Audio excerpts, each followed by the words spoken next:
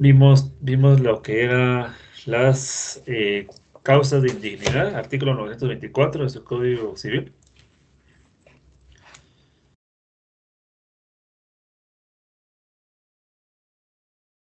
Vimos la indignidad sucesoria y un cuadro donde está la conducta prevista y el elemento a verificar, hasta la violencia sobre el notario o testigos para impedir o dirigir el testamento. Excelente, muchísimas gracias. Entonces sí recordaba bien. Sí, lo que vimos al final fue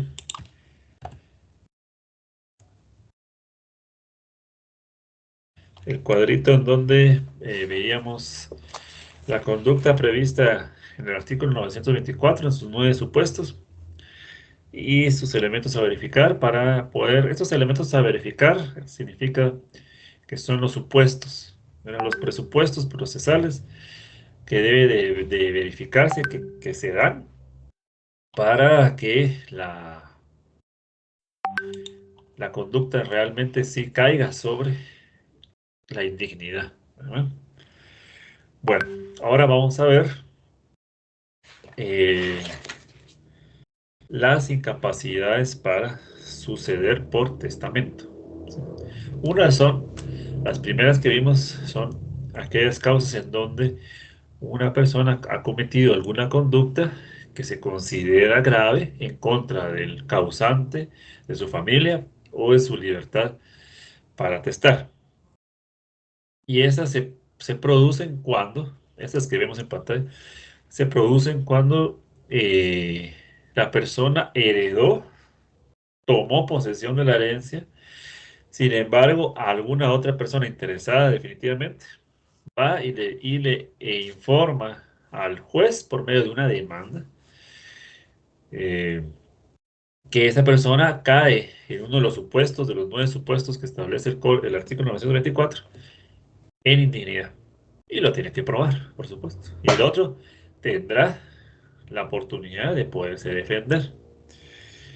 Bueno, entonces aquí dice que tenemos 2 años para llegar ante juez y informarle de esa situación de indignidad supuesta.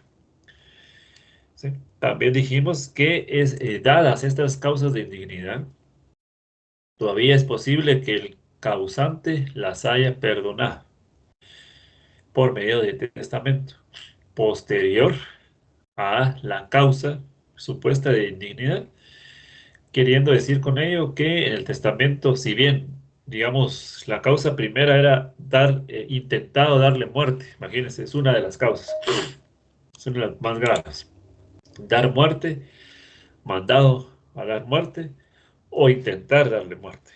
Supongamos que le intentó dar muerte en el año 2020,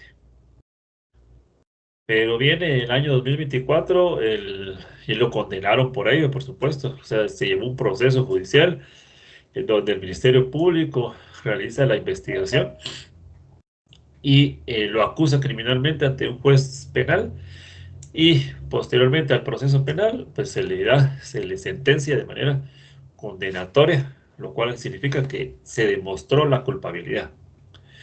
Bueno, habiendo pasado eso, el testador en testamento lo incluye como heredero. O sea, a pesar de que lo intentó matar, lo está incluyendo como heredero. Eso da a entender que tácitamente lo perdonó. Lo perdonó porque pues, no era obligación de él ponerlo, pues, pero lo hizo. Entonces le está perdonando esa conducta que tuvo en su contra. Bueno, entonces ahí esas causas de indignidad pierden validez porque posteriormente a ellas hubo un perdón. ¿Verdad? Bueno, ahora pasemos a ver entonces eh, las que vendrían siendo las incapacidades para suceder por testamento, artículo 926. Bueno, muy bien. Aquí lo que nos dicen es que son incapaces para suceder por testamento. Lo que nos indica es de que estas personas no pueden ser incluidas en el testamento como herederos o como legatarios, ¿sí? Es decir, eh, supongamos, ¿verdad? Llega nuestro cliente, quiere otorgar testamento y dentro de sus herederos que él lleva consigo en la mente, nos dice que uno de ellos es este. Entonces tenemos que decirle, mire, señor o señora, la ley establece que esta persona tiene capacidad para hacerlo. Nosotros lo podemos incluir, sin embargo, al final del día o del momento después de su muerte, puede haber un problema, se puede suscitar un problema a causa de ello. A ver, Juan Carlos. Disculpe que le interrumpa, licenciado, solamente para informarle que se dejó de ver su documento, si de Bueno, ahí estaba leyéndonos. sí, mira que me pasó en el grupo pasado y no entiendo. Ay, no, no estoy grabando, mira, primero. Ahí está. Ahí estamos, ya estamos grabando. Ahí ahorita vamos a ver esto. Sí, del grupo pasado me pasó también, no entiendo por qué se me está dejando de compartir. Muy bien, ahora sí. Sí, ahora sí. Muy bien. Muchas gracias. Bueno, entonces tenemos que estas personas no las podemos incluir en el testamento como herederos o legatarios. Y nos dice primero los ministros de culto. Artículo 926, inciso primero. ¿Ok? Ministros de culto. Bueno, ¿por qué ministros de culto nos estamos refiriendo a cualquier autoridad o líder religiosa? ¿Verdad? De cualquier religión. Pastores, sacerdotes, rabinos, como quieran. ¿Por qué consideran ustedes que un ministro de culto no puede ser incluido en un testamento como heredero legatario?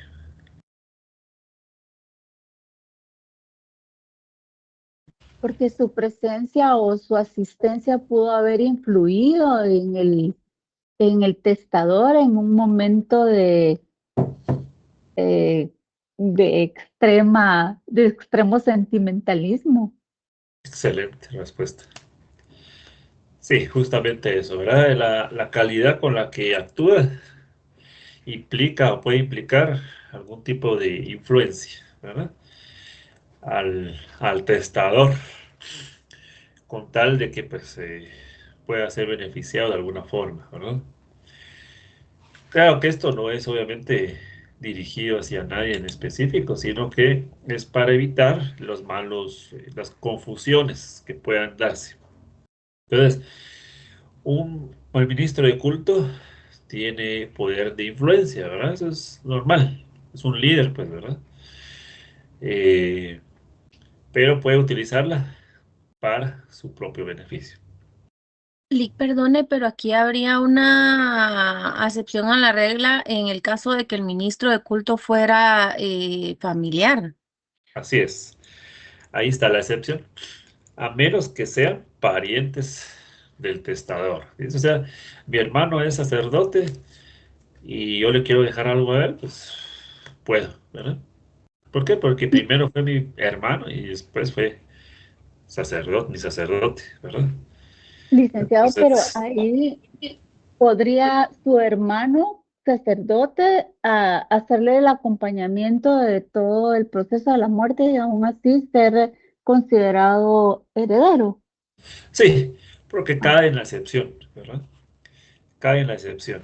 Él es mi hermano y eso es lo que prevalece, ¿verdad?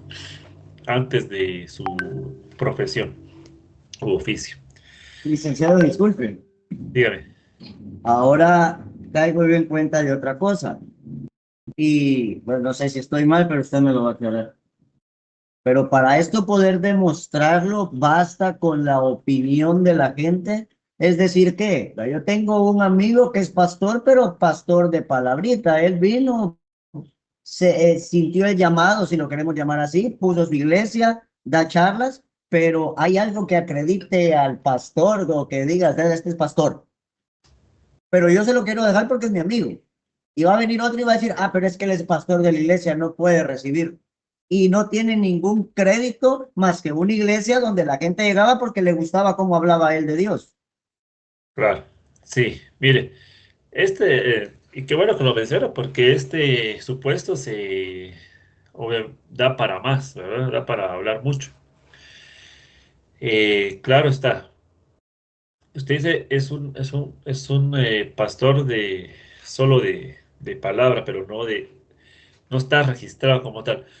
Cuando una iglesia en Guatemala se constituye, se debe inscribir en el registro de personas jurídicas, adscrito al Ministerio de Gobernación. Todas las, todas las iglesias, todas las religiones del país que puedan estar en Guatemala, excepto una, que es la católica, todas tienen la obligación de registrarse en ese registro, de inscribirse en ese registro, más bien dicho. Ahí ellos adquieren, o la iglesia adquiere personalidad jurídica, ¿sí? O sea, reconocimiento del Estado.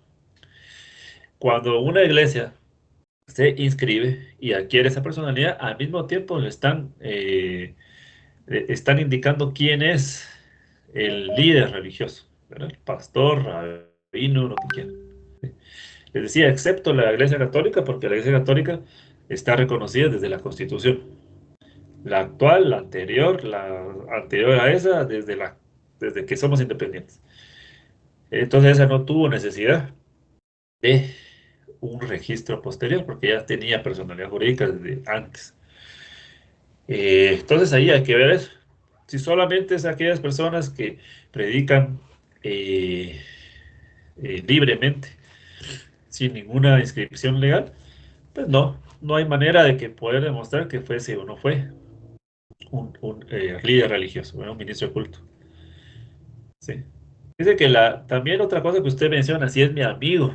Mire, tal vez yo soy católico y tengo un amigo que es pastor evangélico.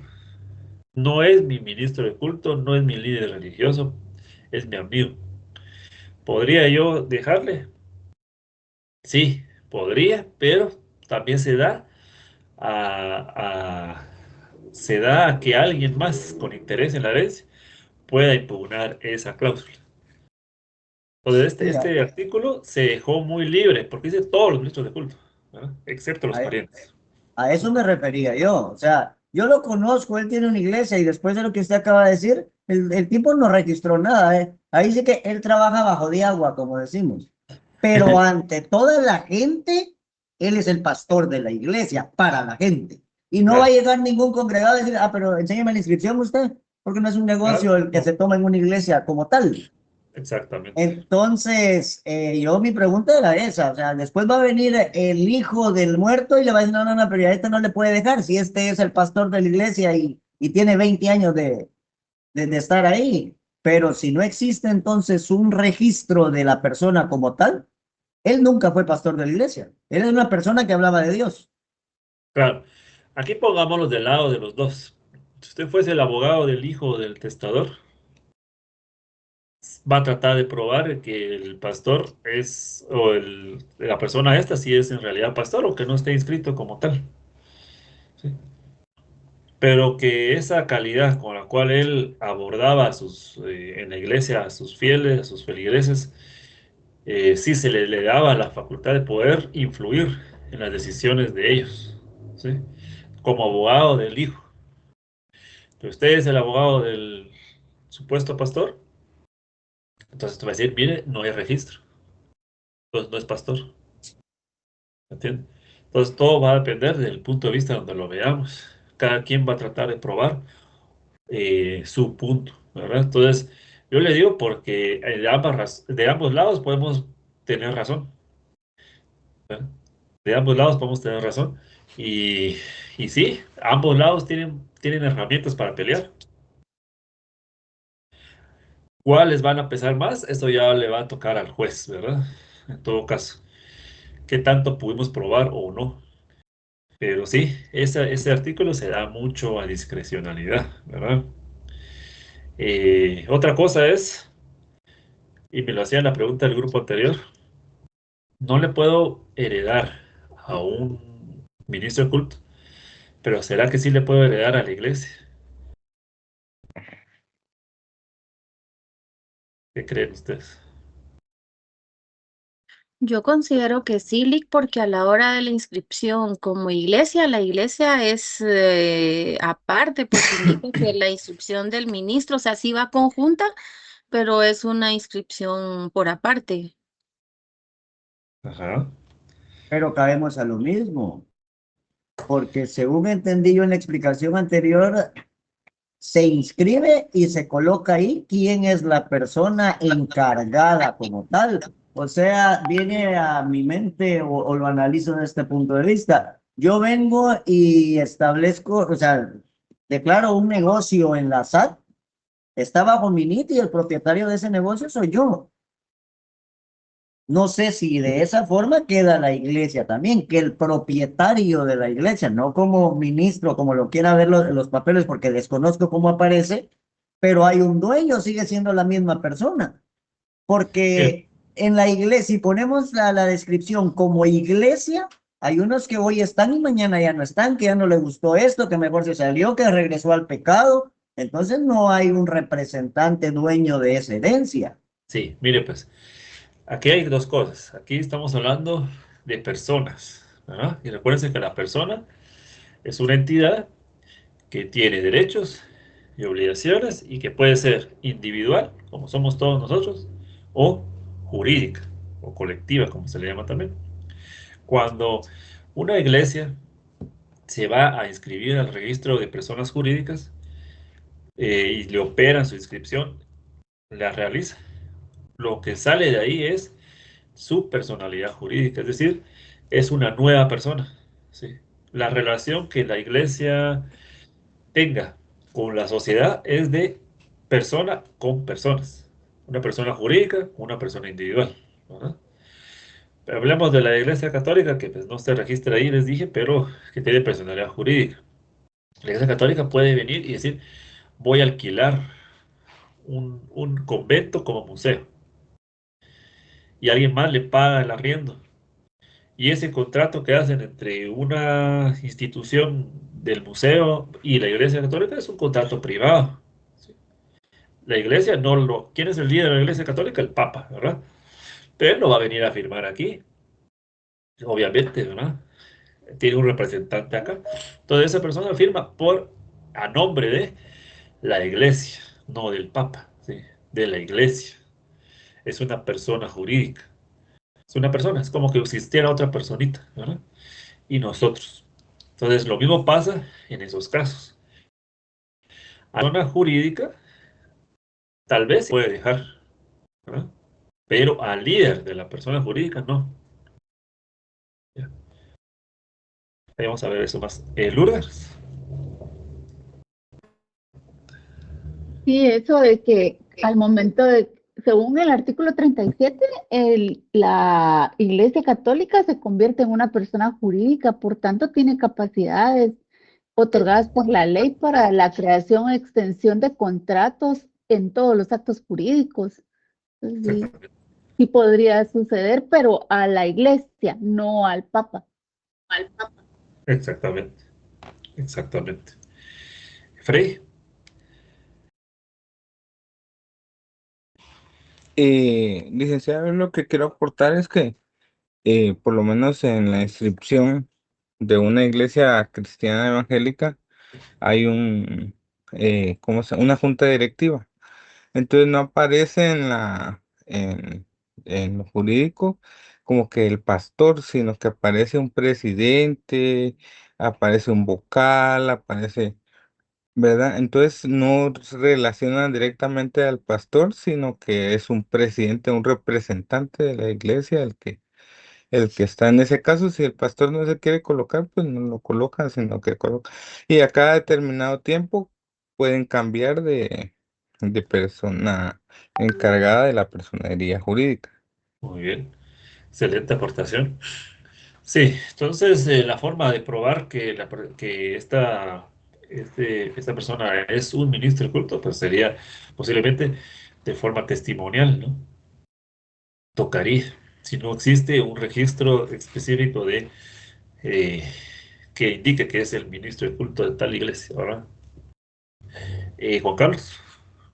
Sí, licenciado, solo yo creo que ya le dimos a esto, pero viene a mi mente la misma historia. Aún así, aunque fuera a nombre de la iglesia y que hay personas varias, recordemos algo, acá cuando nosotros hablamos ministro de culto, todos, o sea, la mayoría, no todos, porque no puedo pensar, no puedo hablar por todos, pero pensamos en lo católico y en lo evangélico. Cuando sectas existen un montón y cualquiera puede ir y decir, mire, yo voy a poner una iglesia de esto y está hasta la satánica, si queremos hablar de ella.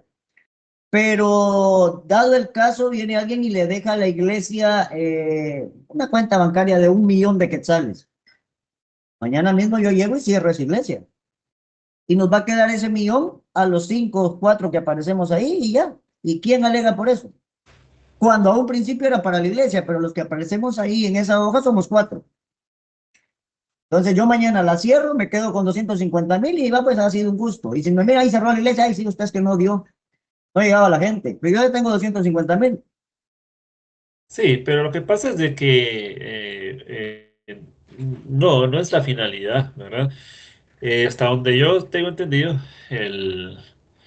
cuando una iglesia cierra, como podemos decirlo así, todo lo que patrimonialmente tengas tiene que ser destinado a otra parecida. ¿Sí? Es como una fundación. Tiene los mismos principios de una fundación. Eh, el patrimonio que resulte no es que se lo queden los fundadores, en el caso de las fundaciones son fundadores, sino que se debe trasladar a otra fundación dentro de su proceso de liquidación, porque eso se llama liquidación. Cuando la fundación, pero yo estoy pensando en fundación porque es lo que yo más tengo en la mente. Cuando la fundación cierra, lo que hace es liquidarse. Entonces la liquidación, como cualquier sociedad mercantil también, va a liquidarse, que significa primero va a pagar todo lo que debe. Si tiene trabajadores, si tiene deudas, todo lo tiene que pagar. Y ya luego se liquida y lo que queda en las sociedades mercantiles se los reparte entre los socios. Pero en las fundaciones no, porque la naturaleza, o en las iglesias tampoco, imagino yo, eh, no, porque la naturaleza no era patrimonial, no era económica, ¿verdad? Sino era otro tipo, más elevado.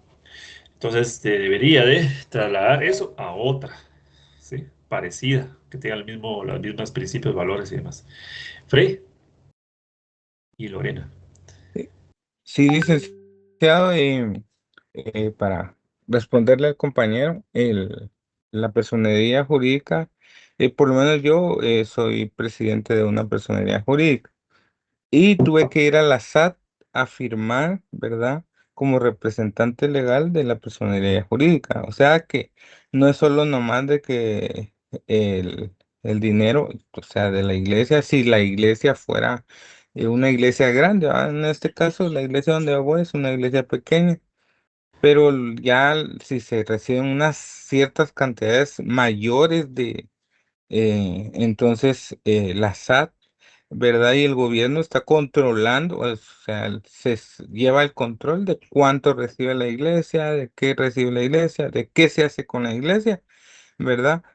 Eh, Porque, o sea, no se puede hacer, al tener una personalidad jurídica es algo legal, entonces no se puede jugar con el dinero de los congregantes, ¿verdad? Claro, muchas gracias. Lorena. Clic solo para aportar, en el artículo 17 indica que las iglesias son capaces para adquirir y poseer bienes y disponer de ellos siempre que los destinen exclusivamente a fines religiosos, de asistencia social o a la educación. Personería se determina por las reglas de su institución. Eso es lo que usted nos indicaba, que a la hora de, o sea, ellos sí pueden venir y recibir donaciones, pero a la hora de que una iglesia cierra, a lo que Juan Carlos preguntaba, me imagino que es como toda personalidad jurídica, que tiene que hacerse un balance, tiene que hacerse cancelación de todas las deudas que tenga pendientes y un cierre ante la SAT. Sí. Sí, ante todas las instituciones que tengan, que tengan SAT, el registro de personas jurídicas. Sí, espero que, digamos, una persona jurídica nace por medio de su inscripción en el registro respectivo y se muere, digamos, o se extingue por medio de su cancelación, ¿verdad? Pero sí, entonces, la idea es que el ministro de culto como tal no puede restar dentro del testamento por cuestiones de posibles influencias. Se evita eso. Pero la iglesia sí puede ser sujeta de heredar, ¿verdad? Bueno, y sí, por supuesto, no solo hablamos de las iglesias católicas o evangélicas, sino hablamos de cualquier otra, porque en Guatemala existe la libertad de credo y han habido algunas que no se les ha permitido su inscripción por cuestiones de orden público y demás, pero que pues sí, ¿verdad? Pero bueno, el siguiente, ya hablamos de los ministros de culto, entonces ya tenemos una idea ahí. El siguiente es los médicos o cirujanos que hubieran asistido al testador en su última enfermedad si éste falleciera de ella. ¿Sí? Bueno, aquí también creo que está bastante claro cuál es la protección que se está queriendo dar, y es que el médico sabedor de que es un beneficiario de una herencia maltrate, no estoy diciendo que los mal, sino trate mal, ¿verdad? Médicamente hablando, a su paciente, con tal de que éste pues se vaya antes y él pueda disfrutar del beneficio. Pura telenovela, ¿verdad? Pero pues se entiende que existe esa posibilidad de un trato no adecuado médicamente hablando, con tal de percibir algún tipo de beneficio. A no ser también, dice, la excepción que sea pariente del testador, ¿no? Bueno, eh, el tercero, que es el más triste de todos, es el notario. El notario que autoriza el testamento no puede ser heredero, ¿verdad? Sí. Ni tampoco sus parientes, ni los testigos instrumentales. Bueno, ahí viene lo triste porque, digamos, imagínense, llega su cliente y dice, mire, Lick, yo le quiero dejar a usted una su finquita. ¿Qué va a hacer uno? Dice que no se puede. No, pues le va a decir, mire, muchas gracias, pero no voy a hacer yo lo que le autorice el testamento, sino va a ser mi colega, ¿verdad? Pues, con tal Ujú. de recibir, ¿verdad? Eh, claro está. Con tal Sin de cachar embargo, algo. pues sí, si me quieren dejar algo, que alegre, ¿verdad? Sergio, Hola, licenciado, buenos días. buenos días. Eh, una pregunta, como el ejemplo del otro día de la persona que tenía un edificio, 10 edificios y quería heredar a sus 10 hijos. Entonces, viendo la incapacidad de suceder por testamento, si este señor entre los 10 hijos tenía uno que era rebelde y que en su momento actuó mal contra su padre, no obstante, él por indignidad puede quedar fuera o puede quedar dentro de esta sucesión. Ok. Bueno, todo va a depender si el hijo fue rebelde, como lo menciona usted, cometió alguno de los 9 supuestos del artículo 924. Y si lo cometió y el testamento es posterior a esa conducta, entonces sí va a heredar, porque ya dijimos que el testamento posterior a la conducta le otorga el perdón, ¿sí? Ahora, si fue anterior, pues podría ser entonces eh, estar dentro de un proceso judicial de indignidad, ¿no?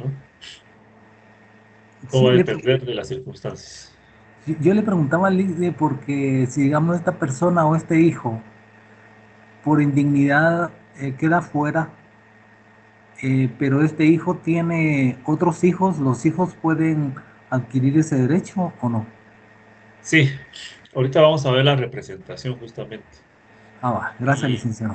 y la representación se puede dar porque el que estaba llamado a heredar se le declaró indigno. Vamos a ver eso. Lick, perdone, solo una consultita. ¿Usted vio el Sí. caso ahorita de la señora que desalojaron Quiché, Sí, creo que fue. En Nevaje. ese caso, bueno, supongamos ahí en un supuesto, porque realmente no hay como que mayor información de cómo es realmente todo el proceso de si fue una herencia o algo. Pero en ese caso la señora decía de que ella le había heredado varias cosas a su hijo y que ahora la estaba sacando de ese terreno. Si se diera digamos, la opción de que eso sí hubiera sido heredado de la señora para su hijo, pero que ella estuviera viviendo ahí, ahorita ella pudiera pedir la revocatoria del testamento por ingratitud. Sí, bueno, aquí, pero primero tenemos que ponernos un poco en orden con los términos, ¿verdad? No, no es testamento porque ella no ha fallecido, ¿verdad? Y tampoco le Perdón, llamamos la donación. sí, donación. Tampoco le podemos llamar herencia porque la herencia se activa al momento de la muerte.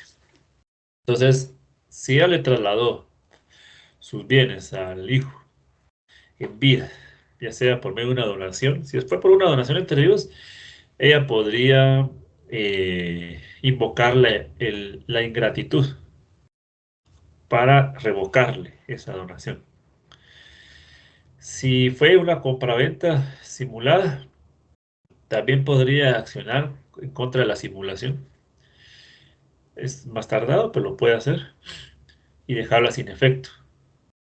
Si lo que dicen, yo escuché que el hijo la engañó, que, que iba a firmar un documento de medicina solo así, y ella firmó, y lo que firmó fue justamente el traspaso de la propiedad hacia él. Eso caería en los causales de indignidad si fuese testamento, ¿verdad? En este caso no lo espero para tenerlo en el presente. Es un dolo, ¿verdad? Eso significa que no se concretó uno de los tres requisitos que todo negocio jurídico debe tener. Cuando decimos negocio jurídico es todo aquel acto o declaración del ser humano que va a provocar, crear, transmitir o extinguir obligaciones.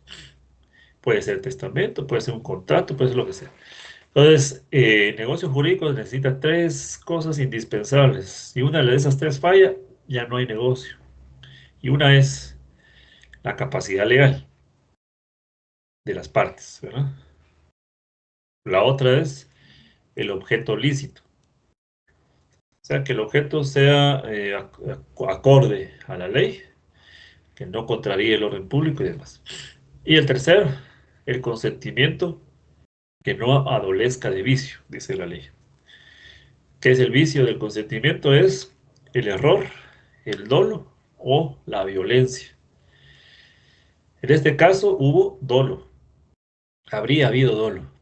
El dolo es, el error primero es una falsa percepción de la realidad, de la verdad. ¿Sí? Me equivoqué, es una equivocación. Yo creí que era manzana y compré pera, ¿verdad? Es un error, ¿sí? Una falsa conocimiento de la verdad.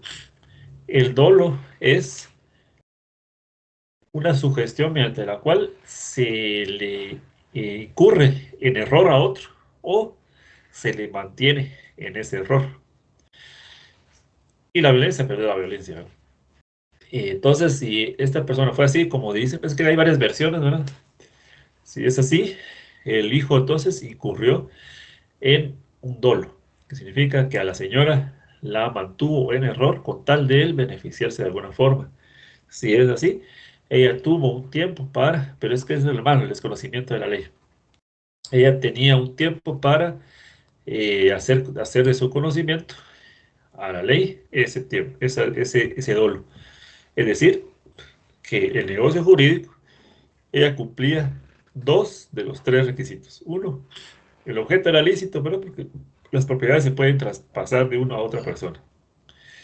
Dos, ella es capaz, porque es una persona mayor de edad, no declarada en estado de interdicción, por lo tanto tiene capacidad legal. Y el hijo pues también. Pero el consentimiento, si bien lo dio, estaba por un vicio, que era el dolo, ¿verdad? Por lo tanto, se podría anular ese negocio jurídico. Sí. María Eugenia. Gracias, Lick. Buenos días. Y siempre con el mismo tema. Yo escuché que ella lo hizo en vida, la división de todas sus propiedades a sus hijos, incluyéndolo a él. Pero en este caso, él vendió los terrenos, dijo terrenos, varios, y que con eso fue que compró la gasolinera que tiene. Entonces, ¿ahí cómo procedería para revocar todo esto? Si Sí, ya no existen imagínense. los terrenos.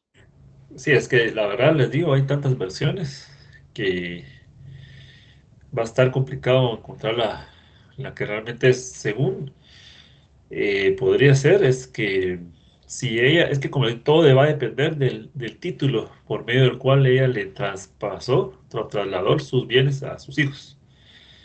Si lo hizo por medio de donación entre vivos, es posible que ella pueda invocar la ingratitud.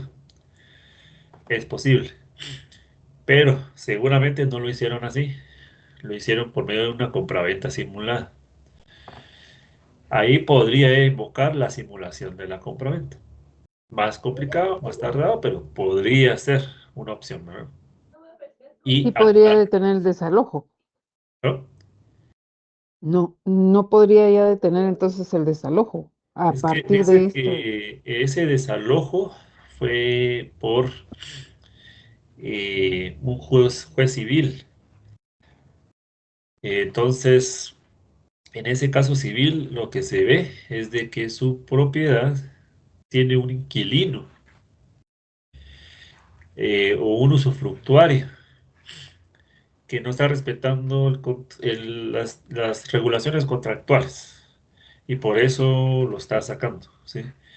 Raro, me parece. Miren, yo considero que eso ahí hay muchas cosas malas, porque si ella era usufructuaria, también es muy probable que así haya sido, no la podía sacar, uno, ¿verdad? Si el hijo la acusa a ella, porque el usufructo se extingue por varias razones, la muerte, la venta, la cesación, bueno, pero hay una que dice cuando el usufructuario ha abandonado el bien usufructuado o cuando lo ha utilizado para mal. Entonces puedo invocar alguno de esos y posiblemente no es cierto. Entonces también estaría mal. Miren, por donde se vea esta situación, considero yo, fue incorrecta. Por algo a la jueza, pues ya vieron, ya le hicieron justicia popular, porque definitivamente ahí hay algo incorrecto en todo eso. Pero sí, habrá que seguir viendo. Mire, en Guatemala, lo que les mencionaba en el grupo anterior, en Guatemala tenemos ejemplos de la vida real para todo. ¿Sí? Y sí, ese podría ser, pues es un caso de ingratitud posiblemente. Pero hay que ver, como le digo, hay versiones, ¿verdad? Hay versión a favor del hijo, que no creo yo que vaya a haber una versión a favor de él realmente, porque pues quién saca a su mamá de su hogar, ¿verdad? Como- aunque sea legal, pues, pero hasta dónde llegamos. Eh, y la mayoría pues son a favor de ella, por supuesto.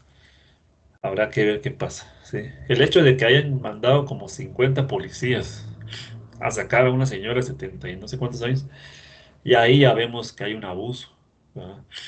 Hay un abuso total y que se preste, porque miren, yo escuché al ministro de Gobernación y él dando la excusa de que ellos tienen que seguir acatar órdenes. Pero esto fue demasiado. O sea, ¿vieron cómo la agarraron a la pobre señora? Eso no es correcto. No es ni siquiera el protocolo de conducción de una persona de la tercera edad. Entonces, lo que se les va a venir a todos es aparte aparte de la justicia popular que ya hubo y va a seguir habiendo, les aseguro que esto solo es el principio. Este va a ser el ejemplo que van a seguir otras comunidades. Lastimosamente a eso se ha llegado ante las autoridades porque es que sí es demasiado. Ahí llega un punto en donde la gente se cansa, pues, ¿verdad? mandan un contingente antimotines a sacar a una señora de 70 y tantos años, ¿verdad? Y la policía se presta. Es que esa es la cosa. La policía, por dicho, sí, vamos a acatar la orden de desalojo, pero no vas a mandar 50, 60 policías, pues. ¿Para qué? Sí, ¿Verdad? entonces, Ellos licenciado, tienen que verificar las amenazas que pueden haber, ¿cierto? Podría haber, pero no así. Lo que Pero, más pero ni al provoca. barrio 18 han mandado tanto contingente. Sí, ahí no llegan, pero ese es donde uno dice, no hay que hacer cosas buenas que parezcan malas, ni malas que parezcan buenas, ¿verdad? Lic, Y eso es pero lo en que... este caso, al practicarse esta diligencia de allanamiento, significa que en ese lugar y en ese momento había un juez contralor. Y el juez es el que ordena a las autoridades de seguridad, Ministerio Público y cualquier otra que se encuentre. Inclusive, me imagino yo, cuando se realizan este tipo de procedimientos, yo porque vi un caso en Varías, Huehuetenango, normalmente también participa la Procuraduría de los Derechos Humanos, pero quien tiene a cargo la coordinación, digamos, de ese operativo es el juez contralor que está presente. Sí, obviamente la responsabilidad directa le cae sobre la jueza. Es la que tiene la responsabilidad principal. Pero también a lo que vamos es de que la Policía Nacional Civil tiene protocolos que seguir. Ellos son los que se encargan de seguridad. La jueza no le va a decir al policía, mira, haga esto, haga aquello, porque ella solo dice, brinden protección, acompañamiento, pero el que sabe hacer el trabajo de eso es el policía, no la jueza, porque la jueza no se va a poder defender de nadie, pues. No es su trabajo, pues, ¿por qué? El policía, sí. El policía es el que tiene protocolos para eso. Entonces dice uno, el encargado de recibir esa orden y decir, bueno, tiene que ver las amenazas, las necesidades, quién es la persona entre la cual van y no mandar un antimotines, pues. Es que hasta eso, lo que provoca es más enojo en la población. Todo eso tiene que verlo. Pasa que no lo hacen. Aquí ya se hace todo a rajatablas, ¿verdad?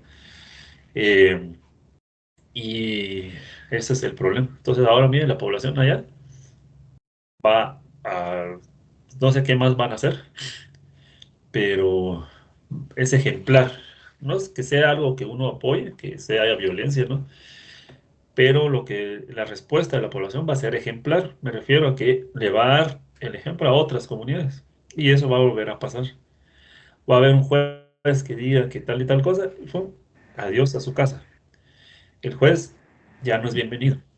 Recuerden que existe en Guatemala el sistema jurídico maya, otro sistema jurídico paralelo al oficial, que aunque la Constitución diga que no, el convenio 169 de la OIT la permite.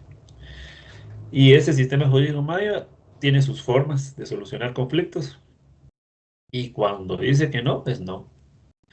Pasó en Santiago Atitlán hace poco con el alcalde que la población dijo, ya no queremos ese alcalde, no lo reconocemos, adiós. Vamos a poner a este. Ese alcalde había ganado las elecciones, es legítimo. O sea, legal, pero no legítimo. Y la población dijo que ya no. Y no lo dejan entrar al municipio y se han enfrentado con la policía. Y al final ganaron, porque el Tribunal Supremo Electoral dijo sí, ya ese no es el alcalde. Entonces, es el poder que el pueblo tiene si se organiza, ¿verdad? Pero el problema es de que no estamos organizados, ¿verdad?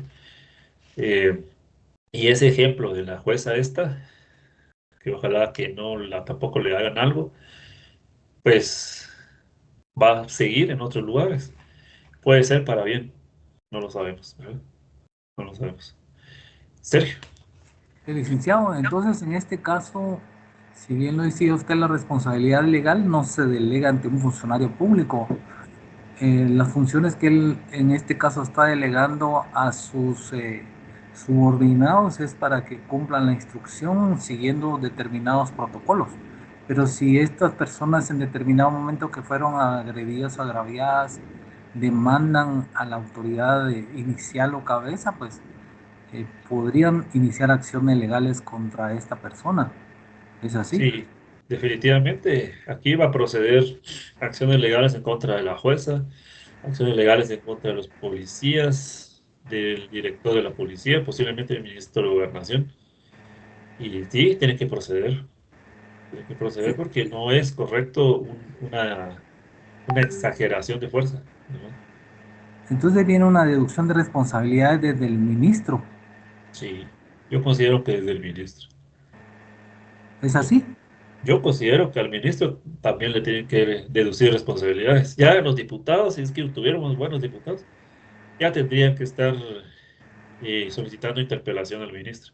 Porque lo que pasa es de que es una señora de la tercera edad, campesina, indígena, que, como decía alguien, eso pasa muy seguido y nadie lo voltea a ver, ¿verdad? Pero en este caso, más que yo, o sea, sí el ministro por ser al final la cabeza de toda la parte de gobernación, pero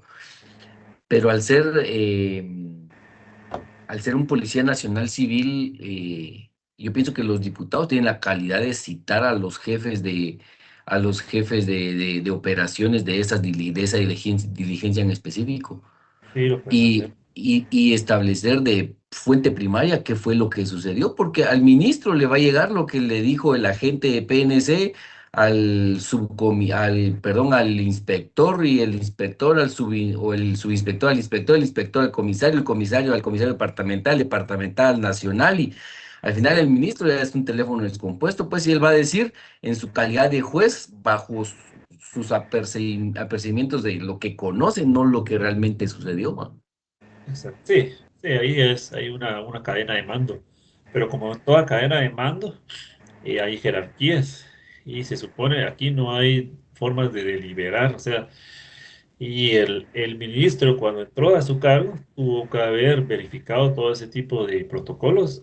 Si él consintió que se procediera de esa forma en casos y parecidos, tiene responsabilidad también, considero yo. Eh, Juan Carlos, si seguimos con el tema.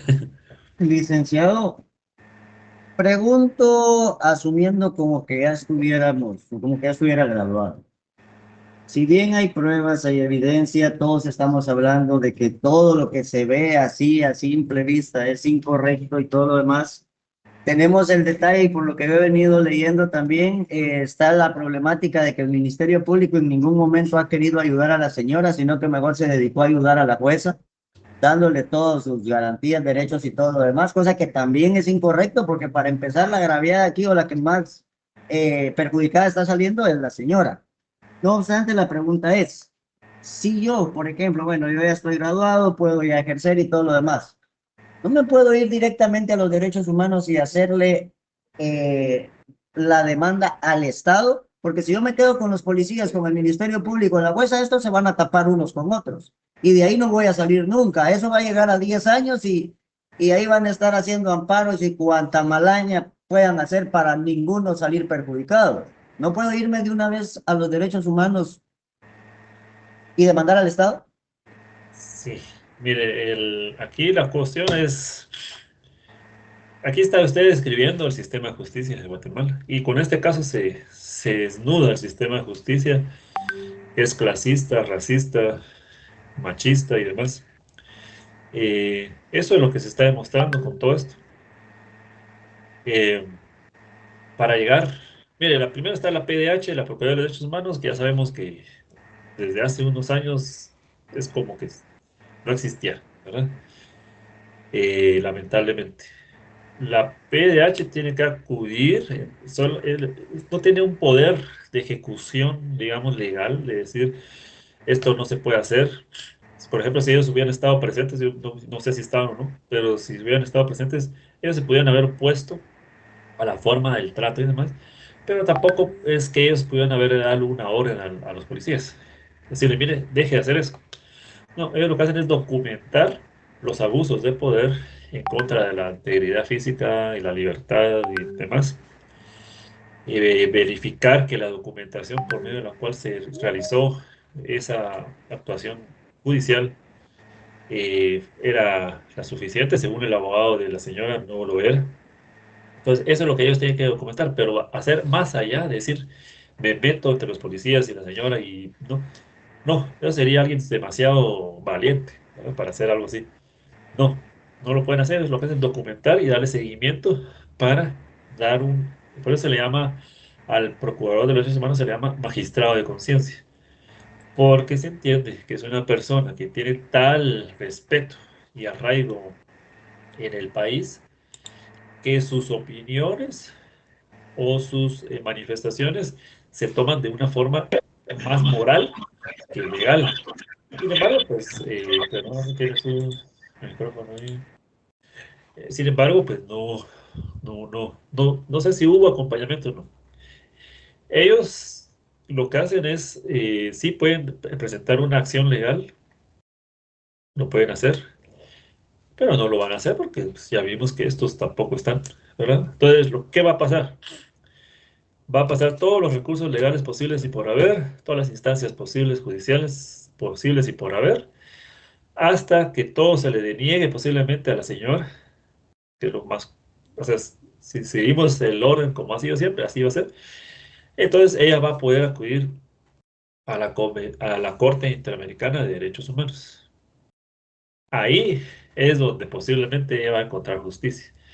La Corte va a fallar a favor de ella, en contra del Estado de Guatemala, y eso significa una, una pérdida para el país, en el sentido de que tiene que realizar acciones para que eso no vuelva a pasar, para resarcirla y demás, ¿no? Entonces, por ahí, considero, puede llegar, ¿no? No sabemos, ¿no? Porque tal vez en alguna otra instancia nacional se solucione antes. Pero sí, definitivamente. Es que lo que tiene que haber es un cambio ya de sistema, del paradigma del sistema, que estamos acostumbrados a que sea así y no debería ser así, ¿verdad? ¿Cuántas veces no hemos visto cosas así? Lo que pasa es que esto fue mediático, sí. Y como dijeron alguien, si hubiera pasado solo lo de la señora, ahí se queda. Ya la otra semana hay otro caso.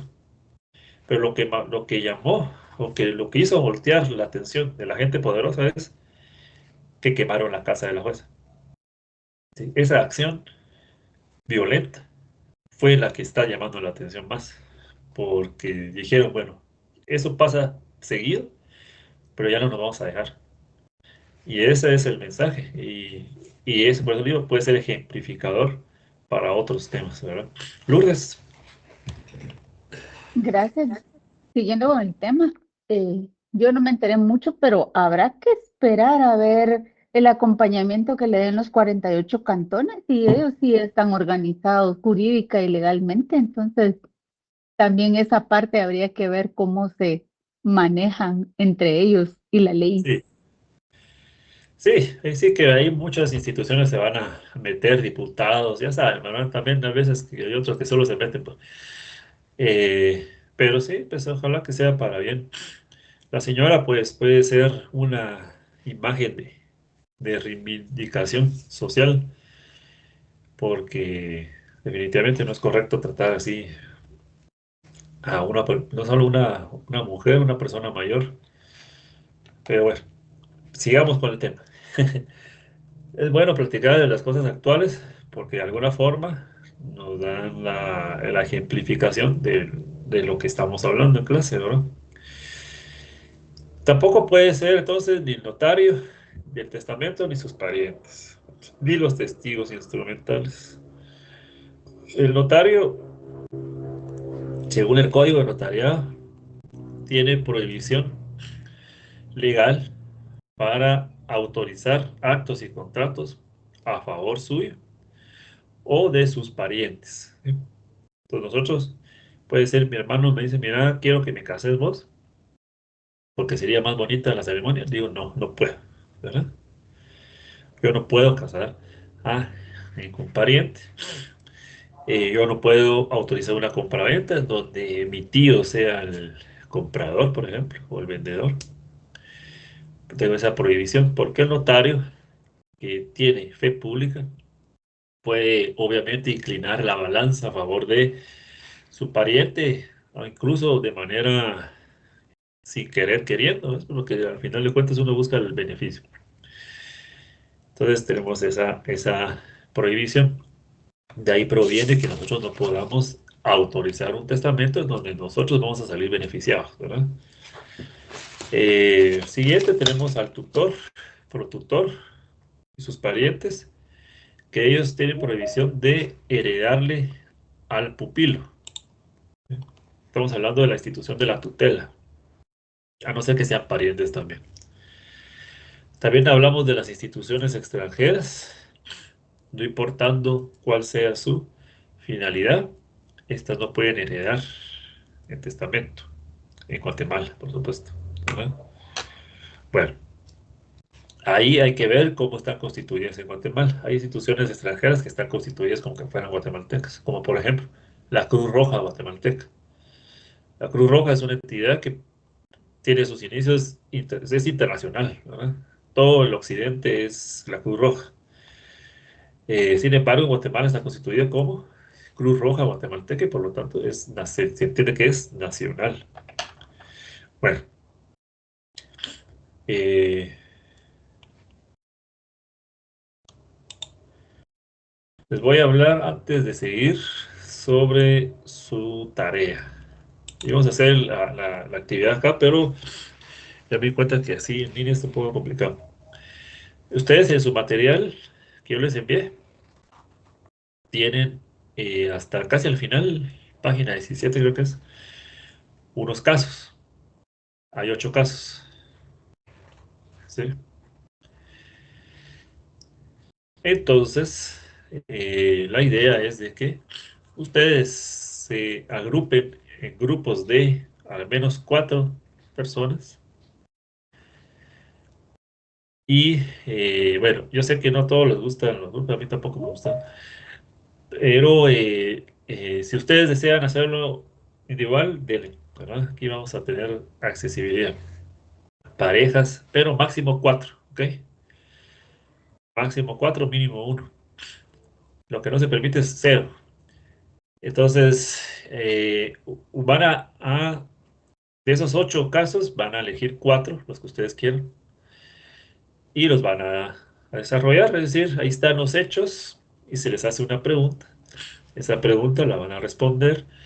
Si es en grupo, ustedes van a tener la actividad entre ustedes de discutir el caso, darle la solución que ustedes consideren en grupo o individual, como quieran, pero llegar a una conclusión argumentada, ¿verdad? Es decir, ¿se puede o no se puede? Sí se puede. Y se acabó, no. Sí se puede porque consideramos o considero que tal y tal cuestión, ¿sí? Es decir, explicar su respuesta, no solamente decir sí, no, o tal vez, ¿va? Argumentar su respuesta y fundamentarla legalmente. 8 casos, ustedes eligen 4. Y la siguiente semana los vamos a platicar. No es exposición, no es nada de eso, solamente vamos a hablar. Bueno, el caso 1 se refería a tal cosa. ¿Qué encontrar? ¿O a qué conclusión llegaron? Entonces, alguno de ustedes me hablará, ya sea en representación de su grupo o individual, y nos dirá, bueno, esto fue, ¿verdad? Y ahí podemos discutir un poco. Y así, ¿verdad? Los 8. ¿Sí? Necesito que sea si es en grupo, uno nada más lo sube. Bella vez le pongan obviamente en el trabajo los nombres de los integrantes, eso sí, no se les vaya a olvidar, por favor, qué pasa. Si no, voy a entender que fue individual, ¿verdad? Que no se les olvide colocar el nombre de los integrantes. Posteriormente, los casos uno por uno que hayan elegido y sus explicaciones, ¿verdad? Y su fundamentación legal, y ya estamos con eso. ¿Ok? ¿Alguna duda, Juan Carlos? Sí, solamente, ahorita me van a echar bandos, pero igual. Si es en grupo o individual, siempre van a ser 4 los que hay que elegir. Así es. Gracias. Muy bien. Bueno, entonces ese sería para la siguiente semana. Yo les voy a colocar ahí la actividad en la plataforma. de otra manera, porque yo sé que a veces la plataforma, según me han contado, porque como les digo, yo soy nuevo acá, según me han contado, a veces hay algún problema ahí, entonces siempre tenemos el chat para que la comunicación sea más efectiva y yo lo tomo en cuenta igual como que si fuese, ¿verdad? No hay problema. Igual manera, yo les voy a enviar ya el siguiente material para también las siguientes clases. Bueno, pasemos a lo que seguimos entonces.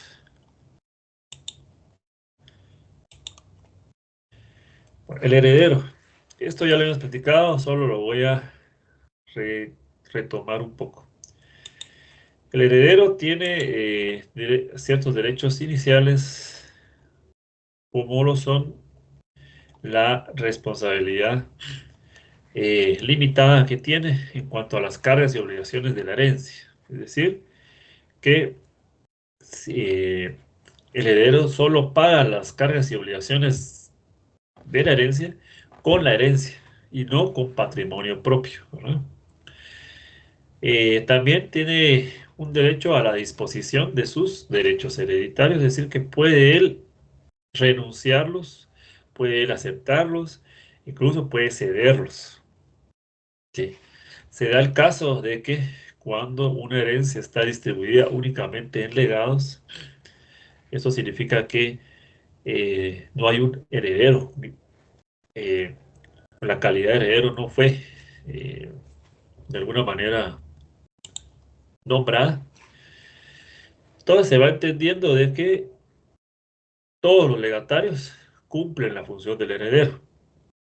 Aquí dividimos las dos funciones, ¿verdad? El legatario dijimos que es aquella persona que va a suceder al testador de manera particular e individualizada.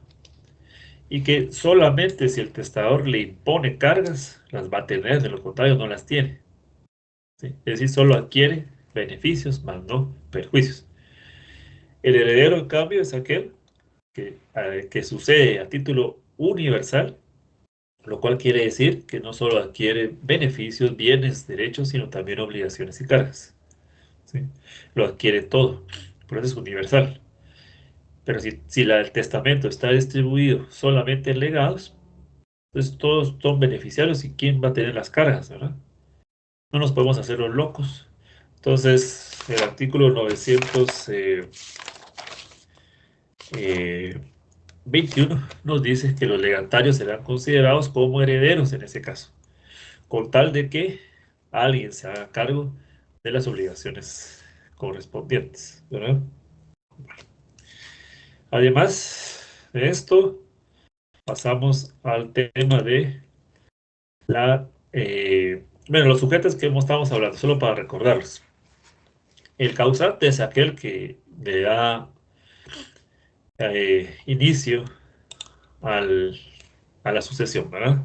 Ya sea porque dejó testamento o no. Si el causante dejó testamento, entonces se le llama testador también, ¿sí? O causante testamentario, testador, o solo causante, o solo testador. Si no dejó testamento, pues será causante únicamente. Pero es el que causa la sucesión, ¿verdad? El heredero, entonces, es el que sucede a título universal, es decir, que adquiere derechos como obligaciones. El legatario es el que adquiere o sucede de manera particular, al cual se le deja un legado y que generalmente solo va a adquirir derechos y va a adquirir obligaciones solo en el caso de que expresamente el testador así lo haya indicado. También tenemos los términos de herencia, legado y masa hereditaria. La herencia entonces es el todo, ¿sí? La herencia es lo que se va a suceder. El legado es la particularidad dentro de ese todo que se le está legando o dejando a una persona individual o una persona individualizada. Puede ser una persona jurídica, de hecho, ¿verdad? Un legatario puede ser una persona jurídica, pero está individualizada. Y la masa hereditaria es lo que queda después de que se cumplieron todas las obligaciones, es decir, o que efectivamente el patrimonio efectivo que van a ser adjudicado posteriormente a sus herederos y legatarios. Es lo que se va a recibir, lo que se va a transmitir patrimonialmente hablando, ¿sí? Bueno, esos serían los términos que hemos visto hasta el momento. La representación. Bueno,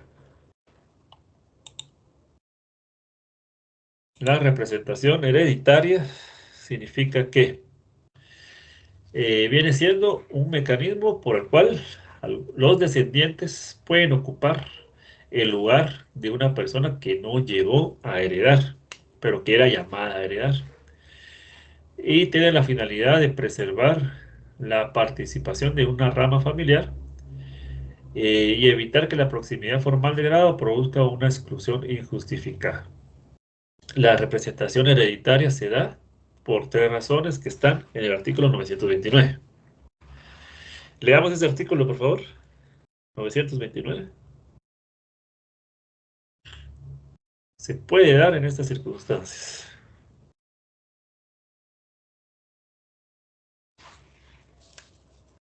Artículo 929. 929. Por favor.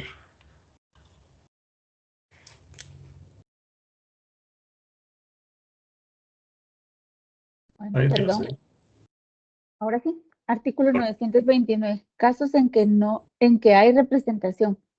Derecho de representación hereditaria es el que tienen los descendientes de una persona para heredar en lugar de ella, si hubiera muerto antes que su causante. Igual derecho existe cuando el heredero ha renunciado la herencia o la ha perdido por indignidad. En este caso, los hijos o descendientes tendrán derecho a heredar representando al repudiante o al excluido. La persona que por indignidad perdiera el derecho a heredar en ningún caso tendrá la administración de los bienes de los que entren a representarlo. Muy bien. Entonces ahí estamos viendo que hay tres formas en las cuales la representación se puede dar. Una, por la muerte del heredero. Entonces, ¿qué significa? Que hay testamento o no, pero falleció antes el heredero llamado, antes que el testador o el causante. Obviamente él no llegó a heredar porque no podía, estaba muerto. Sin embargo, tenía el derecho, ¿verdad? Bueno, segundo, por renuncia. El heredero llamado renunció a la herencia. Eso no significa que sus descendientes no vayan a poder recibir porque ellos pueden representarlo. Y la exclusión por indignidad, que bueno, el heredero pues se le declaró como indigno. ¿Y eso qué significa? Que los descendientes de él pueden llegar a representarlo. Ahí venimos con dos términos que se llaman heredar por cabeza y heredar por estirpe. Heredar por cabeza significa que los herederos reciben porciones iguales. Entonces, por ejemplo, los hijos.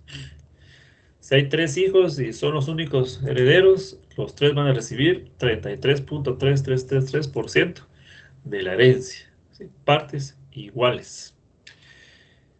En cambio, por estirpe es cuando los descendientes ocupan el lugar de su ascendiente que fue fallecido, excluido o que haya renunciado a la herencia. Entonces, en este caso, supongamos que son los mismos los tres hijos, pero uno de ellos falleció antes de que es el causante. Entonces, los hijos de él entran a representarlo en la herencia. Digamos que sean dos hijos. Ya tenemos a que esos van a ser los nietos del causante, ¿verdad? Para distinguirlos bien. Tenemos a los dos hijos que sí van a recibir el 33.3333% cada uno, y estos dos nietos van a recibir entre los dos el 33.33% que le correspondería a su padre, que no recibió la herencia por muerte, por indignidad o por renuncia. ¿Sí? No es como que como ahora son cuatro, vamos a dividirlo dentro de 4, 25% cada uno, no, sino que ellos solo van a recibir la parte que les corresponde, que le correspondía a su representado, ¿verdad? Bueno, en el artículo 930 nos habla de la representación de línea colateral, que es lo que les estaba diciendo yo. Que la línea colateral corresponde a la representación solamente a los hijos de los hermanos, quienes heredarán por estirpes si concurren con sus tíos. Si los sobrinos concurren solos, entonces heredarán por partes iguales. ¿Qué quiere decir ahí? Bueno, en el caso que les dije, tres hermanos, pero uno ya no está, todos los hijos de él pasan a representarlo. Los hijos de los otros hermanos, como ellos sí están vivos, ellos no entran todavía.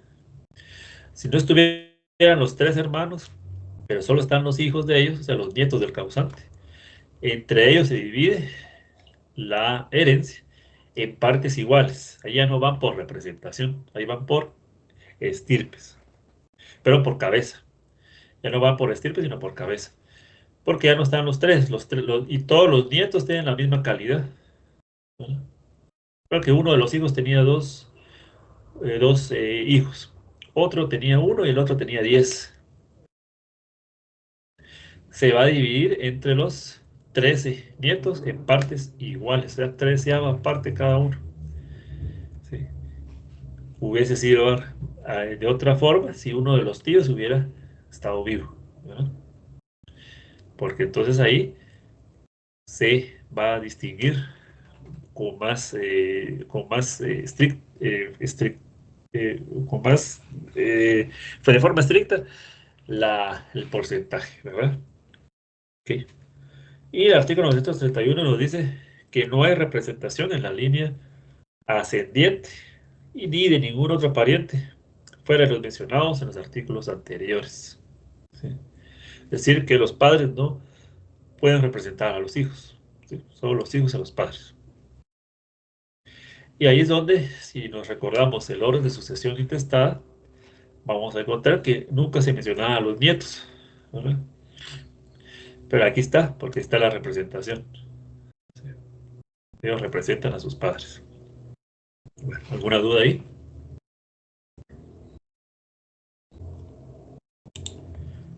Bueno, muy bien.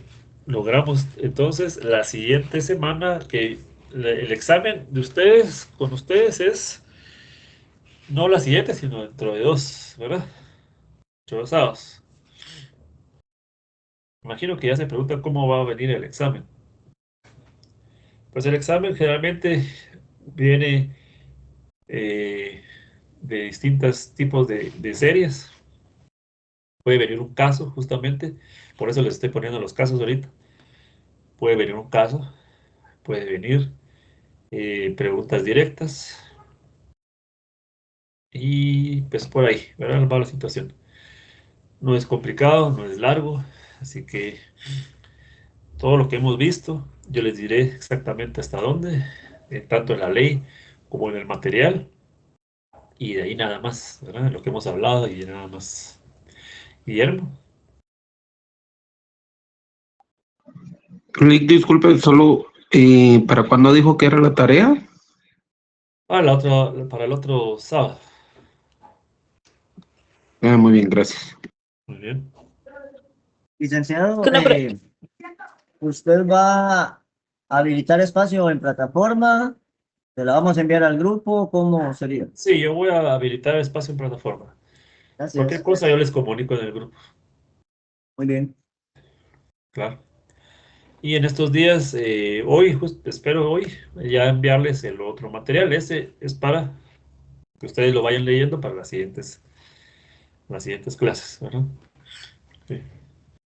Bueno, entonces estamos. Muchas gracias a todos por la asistencia, por sus cámaras, por la participación. Siempre es enriquecedor que haya participación. Y nos vemos entonces la siguiente semana. Que tengan un buen descanso. Gracias, licenciado, igualmente. Buen día. Gracias, Lick. Gracias, Lick. Bueno, Gracias, Lick. feliz día. Feliz día. Gracias, Gracias. feliz día. Feliz fin de semana. Gracias. día. Buen fin de semana, Alec. Muchas gracias.